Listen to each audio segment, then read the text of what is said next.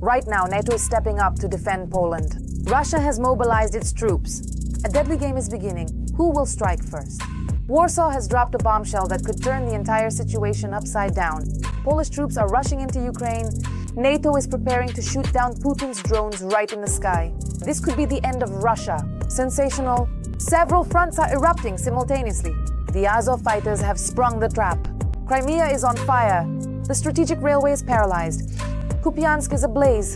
The Ukrainian army has launched a massive sweep. The real battle is already in full swing, and the enemy is suffering catastrophic losses. It happened. Trump has intervened. A high-profile summit with Putin and Zelensky. But the real sensation came from the Caucasus. Kadyrov made a statement that no one expected. America is taking on China and India. Trump receives a document that could upend the world order. All this and more in our program Hotspot. Sensational. A bloody response to Putin. NATO stood up for Poland, but the alliance has set something incredible in motion. This will surprise you. Something terrible is coming. The world is exploding with tension. Who will make the first missile move? NATO or Moscow? See all the details. The Russian drone attack on Poland and the Zapad 2025 military exercises in Belarus are a rehearsal for an attack on NATO's eastern flank. During exercises in Belarus, the Russian Federation is practicing the capture of the Suwalki corridor. Bild. Erefia does not hide its goals and objectives. In Kaliningrad, Russia is openly deploying Iskander missiles in broad daylight and on a busy road as a show of force. Meanwhile, the Ministry of Defense of the aggressor country reports daily on successful training and combat missile and bomb strikes using aviation and the Navy against the territory of the North Atlantic Alliance. The crews of MiG-31 aircraft equipped with the Kinzhal aviation complex conducted a flight over the neutral waters of the Barents Sea as part of the Joint Strategic Exercise West 2025. During the training and combat mission, the crews practiced delivering a simulated airstrike on critically important enemy targets. In response, NATO is strengthening its military capabilities in countries neighboring Russia. According to Polish media, the Eastern Sentinel mission, announced the day before by Mark Rutte, has already begun. The Polish General Staff has published footage of a French A-400 transport aircraft landing in Minsk, Mazowiecki. It delivered armaments for Rafale fighter jets, which, as it turns out, are already in Poland. As part of the mission, countries from Western and Northern Europe are strengthening the military technical capabilities of those nations most vulnerable to the Russian threat. The nations of Denmark, France, Great Britain and Germany in particular will be directly involved in these activities. Now that is a very telling piece of information. So we're talking about the practical application of Article 5 of the North Atlantic Treaty Organization's Charter, namely the principle of collective security. On the territory of both Poland and the Baltic states, there is a redeployment of units from the armed forces of these countries, as well as accordingly from NATO member states. First and foremost, this is about strengthening land borders to prevent possible provocations. The protection of the eastern skies is also being reinforced. France, Britain and Germany are deploying Rafale and Eurofighter fighter jets, as well as additional air defense systems to countries bordering Russia. Any inaction, of course, is a demonstration of weakness, which encourages the Russian Federation and others in the future to violate those, let's say, boundaries of the architecture that were established, for example, in the Yalta-Potsdam Order, which the United States is now trying to maintain. Now the question is whether the US will support Europe. After Donald Trump's vague response, European politicians began to doubt Washington's willingness to actually defend NATO's borders. What is your reaction to the drone incursion into Poland? It could have been a mistake. But regardless, I am not happy about anything related to this situation, but I hope it will end. The Kremlin is watching the response from Europe and the US. Weakness and ignoring the problem will be an invitation for Putin to move from rehearsals to a real attack. Yeah, right. Urgent. Ukraine is crushing the enemy along the entire front. Crimea is on fire, the railway is paralyzed. The Ukrainian Air Force wiped out the Russians. Nothing is left of the key facility. Sikorsky dropped a bombshell. It changed everything. Poland is launching a plan for revenge. Watch the report for all the latest developments. They are almost out of equipment. The attacks by the Ukrainian armed forces have effectively destroyed the Russian military base in Sevastopol. Agents of the partisan movement Atesh, during reconnaissance of the 758th Logistics Support Center of the Russian Black Sea Fleet, discovered that there was almost no equipment left on the base and the few remaining vehicles appeared to be out of order. This refers to the fact that Russian occupiers have redeployed units of the 7th Airborne Division from the Kherson direction to the Zaporizhzhia direction. Therefore, I do not rule out the possibility that the lack of equipment at this facility is due to the so-called rotation or redeployment of personnel, and accordingly equipment directly to the combat zone. And in addition, the Ukrainian armed forces carried out explosions on Russian railways. One of the operations took place on the Maluarkhangelsk-Glazunovka section. There, Russian railways employees discovered unidentified mines. While they were being defused, an explosion occurred, resulting in the deaths of 2 National Guard officers and injuring another. Federal-level railway traffic was also halted. These are essentially all the people who have communicated to us that they need to get to Belgorod, to Kursk, to Gonaria, to... Another explosion occurred in the Leningrad region on the St. Petersburg-Pskov railway on the Stroganovo-Mshinskoye section. As a result of the blast, a locomotive derailed and 15 fuel tank cars were destroyed. But it's not just behind enemy lines that things are unsettled. At the front, the occupiers are also failing to meet the Kremlin's plans. The Ukrainian army is making gains in the Sumy region. At the same time, the Russians are suffering significant losses in the Kharkiv region, according to Zelensky. In the Sumy direction, Ukraine's defense forces have seized the operational initiative. We're talking about advancing directly to the notional Russian-Ukrainian border and the deoccupation of additional settlements, Konstantinovka, Novokonstantinovka. In the Sumy direction, Ukraine's defense forces have thwarted not only the military, but also the political plans of the Russian leadership to create a so-called buffer zone with an advance of up to 20 kilometers. Meanwhile, Russian troops continue to violate NATO airspace. The Russian drone that was detected in the skies over Romania on the night of September 13th has become the second such incident after Poland. As noted by the Institute for the Study of War, Russia is thus trying to analyze the capabilities and response of the North Atlantic Alliance to the incursion of strike drones in order to use these observations in future conflicts. The Russian Federation is testing NATO's possible response not only at the moment of airspace violations, but also accordingly at the moment of GPS signal jamming over a significant territory of NATO countries. First and foremost, this concerns the Baltic countries, Poland, and accordingly the Scandinavian countries. In addition, free navigation in the Baltic Sea is under threat. Meanwhile, the Polish foreign minister has proposed that the West intercept Russian drones and missiles in Ukrainian airspace. This is a revision of Poland's position. Let me remind you, the Ukrainian side has been making such proposals to close the airspace over western regions of Ukraine since the beginning of the large-scale invasion of Ukraine by the Russian Federation. Accordingly, that large-scale provocation by the Russian Federation became a catalyst for the change in the position of the Polish political leadership regarding the neutralization of aerodynamic weapons of the occupying country. As the New York Times writes, the production of strike and reconnaissance drones has become a priority for the Russian dictator. In just the year 2025, the occupiers launched more than 30,000 UAVs, which is almost 9 times more than during the same period last year. Accordingly, the aggressor country has also started producing more drones. The comparison provides figures for the past year and the launches of drones already directly in the year 2025. Moreover, it is not emphasized that up to 50% of these drones are decoy drones. These are Guran drones that do not carry a warhead. Therefore, there is currently no reason to talk about scaling up the production of strike drones specifically. Urgent, Kupiansk is ablaze. Complete enemy clearance. The AFU have launched a massive operation. Nothing like this has happened before. The unbelievable has happened. The occupiers are suffering huge losses as they try to break through. The real battle for Kupiansk has already begun. What's next? Watch the report.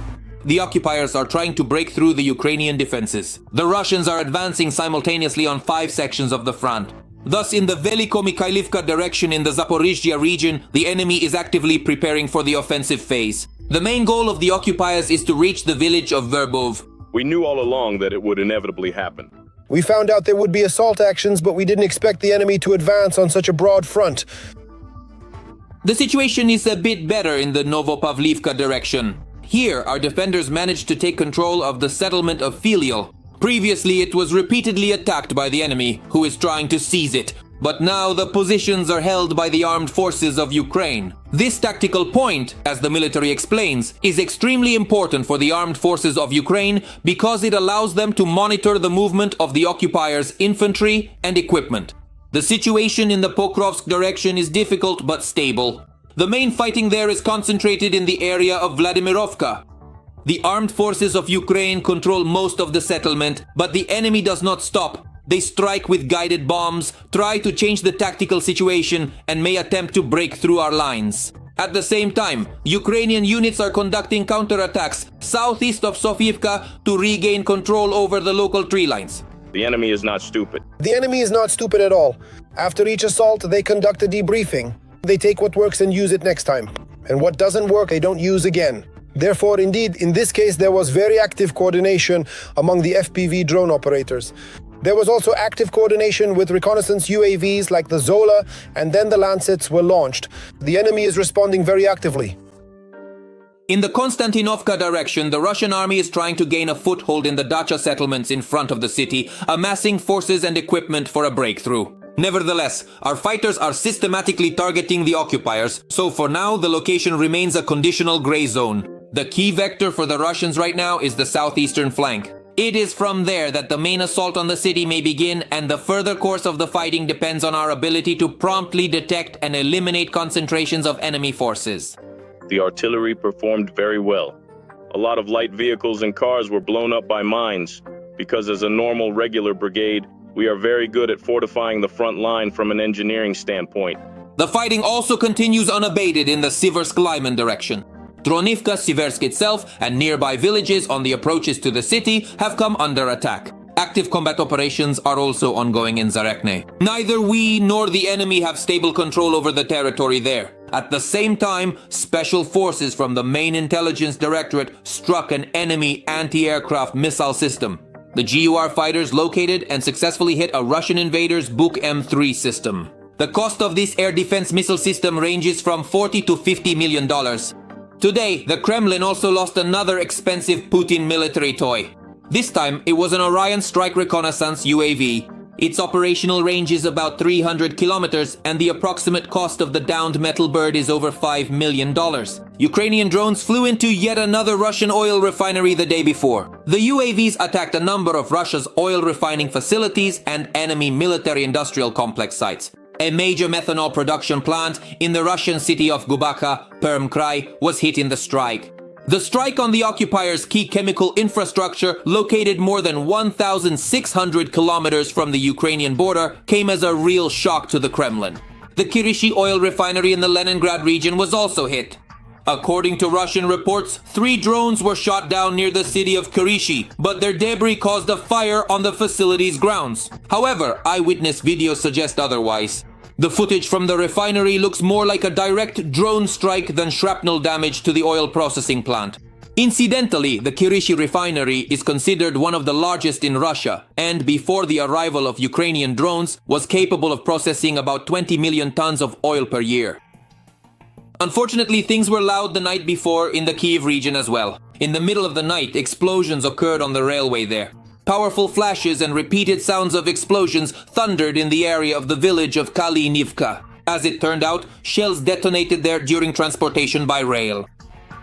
A series of explosions damaged the overhead power lines, resulting in dozens of delays, and now trains are being rerouted around the damaged section. By a random coincidence, the Kharkiv-Przemysl passenger train was at the epicenter of the explosions. The train made an emergency stop and hundreds of passengers were urgently evacuated from the scene to the nearest forest belt. Fortunately, no one was seriously injured, and after a few hours, the train continued its journey along the route. Every voice matters. Join our community, support independent journalism, and help us bring you the truth from Ukraine. Become a member of Ukraine today. Join us now. Urgent. Medvedev made an explosive statement. An attack on Nato. The countdown has begun. Trump bursts into the game. Loud words about a summit with Putin and Zelensky. This is blowing up the internet. And in Chechnya, a crack in the authorities. Kadyrov said something no one expected. All the details coming up. A meeting between Zelensky and Putin under Trump's supervision. The US president does not rule out the possibility of such a meeting, but at the same time believes that there may be problems with organizing it. The hatred between Zelensky and Putin is boundless. Do you still believe they will hold negotiations? I don't know. I think I'll have to be the one to talk after all. They hate each other. Do you honestly think that it could actually happen? I don't know. Maybe, yes. One way or another we'll sort this out, but for now it's hard to say. They hate each other so much they can't even breathe. That's why I'll have to step in. In my opinion, a three-way meeting is possible, with Trump participating, but a meeting between just the two of them, well, I just don't see that as a possibility at all.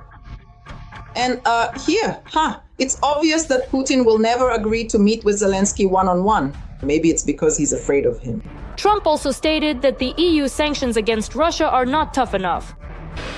Listen, Europe, they're my friends, but they're buying oil from Russia, so we can't be the only ones, going all out. And Europe is buying oil from Russia. I don't want them to buy oil, and the sanctions they're imposing aren't tough enough. I'm ready to impose sanctions, but they'll have to toughen their sanctions to the level of what I'm doing. In response, China's foreign ministry is threatening a decisive reaction if NATO countries, under US pressure, impose tariffs on Russian oil. Apparently, China is indeed concerned about this. It affects China. It's important to China. But I want to say, if it's important to China, then we're on the right track, comrades. But I want to emphasize again that, in fact, those who don't want to fulfill the agreements within the EU are Trump's best buddies, Orban and Fico. So he should probably talk to them. Russia has changed its tactics. And here we're talking about Moldova. The country's president stated that the Kremlin is spreading disinformation even more actively, using priests of the Russian Orthodox Church and the bot network Matryoshka. From both a military and a political standpoint, this is important for them. Because let me remind you, Biden still proclaims the goal of bringing as many post-Soviet countries as possible back into this so-called pseudo-empire. And here, of course, Moldova is one of the most significant and crucial components. So what's going on in Chechnya? Well, Kadyrov apparently is already preparing to hand over his post to his son Adam, since he said that Adam is now following the same path that Ramzan himself did before leading the republic. I grew up next to my father, was always by his side, and learned a lot precisely from being with him. Adam also grew up by my side, so he already has a wealth of experience and knowledge. He also has practical experience. When I was appointed to the position of First Deputy Prime Minister of the region's government, I was also young. Nevertheless, Vladimir Vladimirovich entrusted me with this post.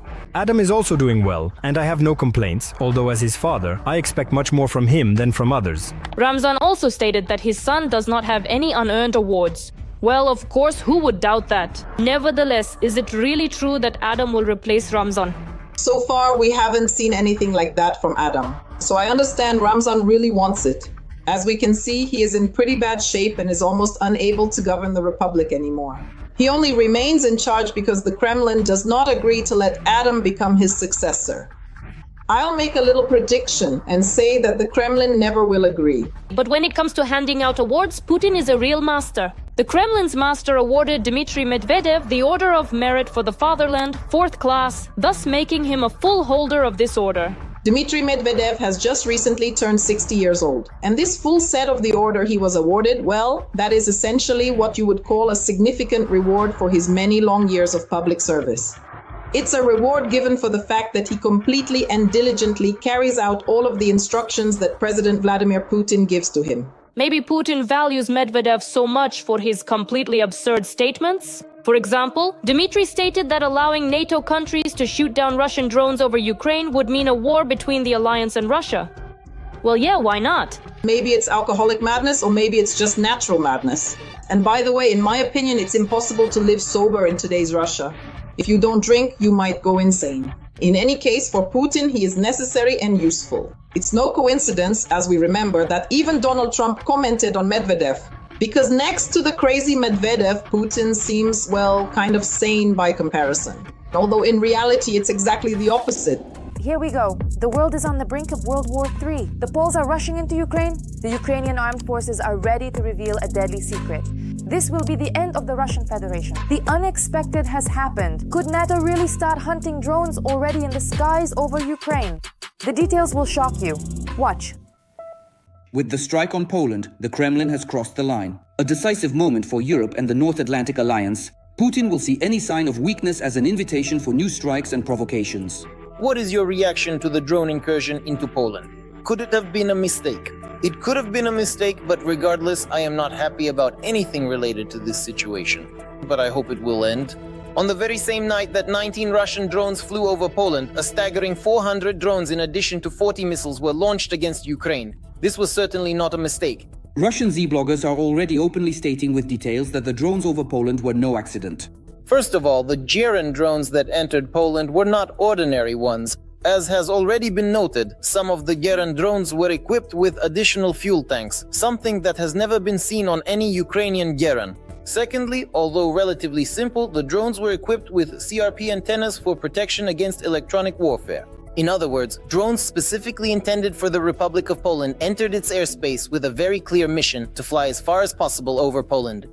Right now, for Europe and NATO, it is important that the response is not limited to just words. Essentially, the raid by Russian drones demonstrated the unpreparedness of European countries to repel massive aerial attacks and also cast doubt on the alliance's Article 5.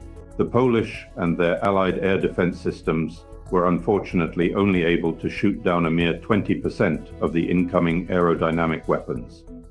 Without a doubt, this is considered to be an extremely negative and concerning result. Meanwhile, on the very same day, according to Western intelligence communities, Ukraine's air defense systems shot down 90% of aerodynamic and aeroballistic weapons, cruise missiles. All of the formal prerequisites for activating Article 5 were certainly present, because what actually took place was a deliberate act of military aggression against a NATO member country, and therefore, by definition, against the entire NATO alliance.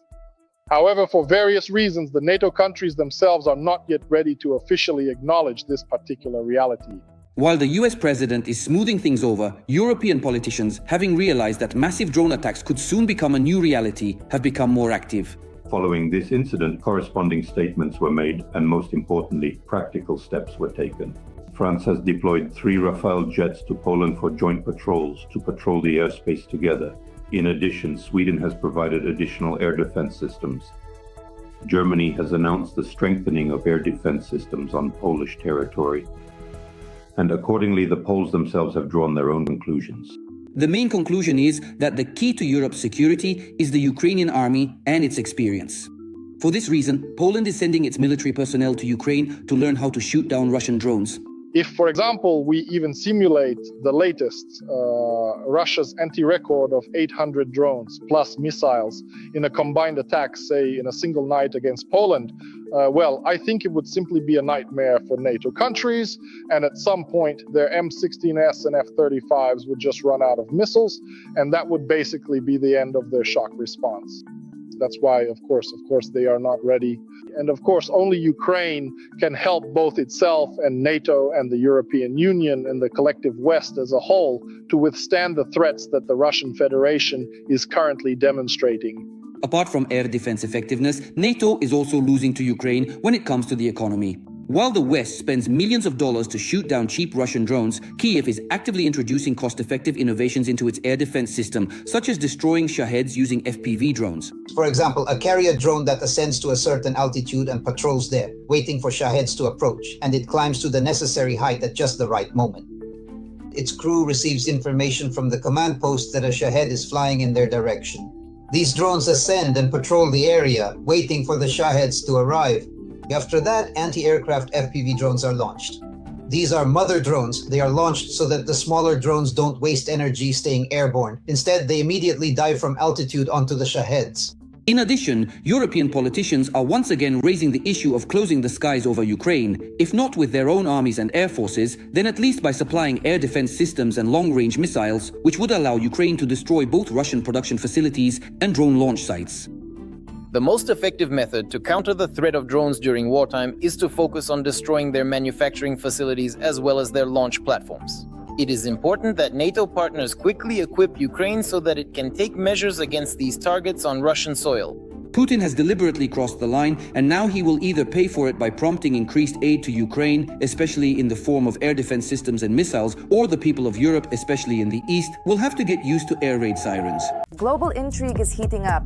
An urgent decree is on Trump's desk. India and China are in the crosshairs. It happened. The White House has made a decision. A hellish punishment for those who fuel Putin's war machine. The Americans are pushing a new, extremely tough package of measures. Where will this lead?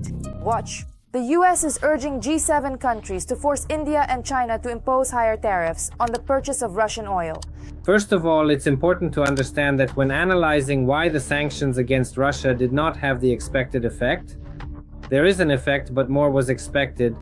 The reason is that the sanctions were imposed by Western countries, while the countries of the global south, primarily India and China, did not impose these sanctions. And then they started thinking about how to get India and China to join, even if not de jure, but at least de facto, the sanctions against Russia. And they decided that this is essentially an element of so-called secondary sanctions or secondary tariffs, where tariffs are imposed on a country for buying energy resources from Russia. By raising the purchase price of oil, the US wants to push Moscow to the negotiating table with Ukraine, reports the Financial Times.